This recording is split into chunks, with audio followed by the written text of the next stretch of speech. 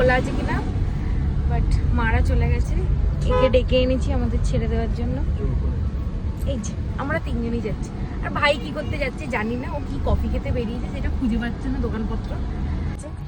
এখানে একটা মেলাটা আছে। হ্যাঁ এখানে তো ওই দিক থেকে ফেরার সময় যদি থাকে তাহলে এখানটা নামবো।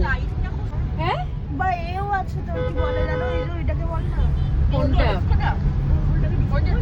ওই যেটা বসে ঘোরে তো, ওটা তো বন্ধ আছে দেখছি। এই জন্য নৌকাটাই চড়বো। এসে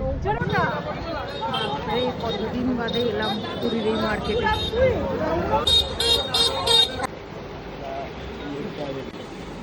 মা এখন গামছা দেখতে চলে এসেছে। রং উঠবে না? হ্যাঁ কালার কি একটাই? এত কিছু ছেড়ে মা গামছা কিনছে। পুরীতে লোকে কেনেই, কিছু আবার বলা যাবে না, কিনুক। দোকানটা বেশ বড় দেখো। ওই যে মারা এক এক করে সবাই দেখতে চলে এসছে গামছা। জেম্মা কোথায় গেল? দেখি বাবার জন্য, বাবা বলতে শ্বশুরমশাইয়ের জন্য দেখি। এত ভার পড়তে পছন্দ করে তো বাবা। কটন নাকি আগে দেখি কে পড়তে বলে। এইটা তো বুঝি না, কটন কত গো এগুলো? কত? 250?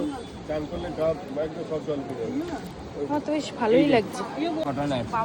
এগুলো কত করে নেবে? এইটা ভালো দেখি, এইটা ভালো দেখি। ওইটা দেখি না, কটনটা দেখি না। এগুলো কত? এগুলো 100, হাতেরটা কত গো?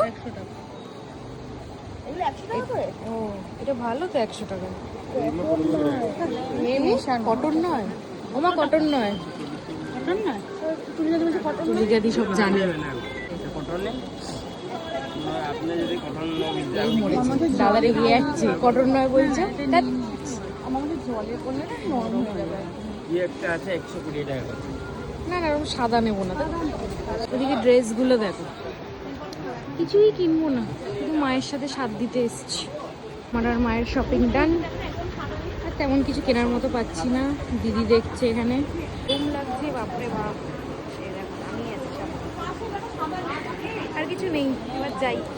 হোটেল হয়ে গেছে টান, 10টা বেজে গেছে।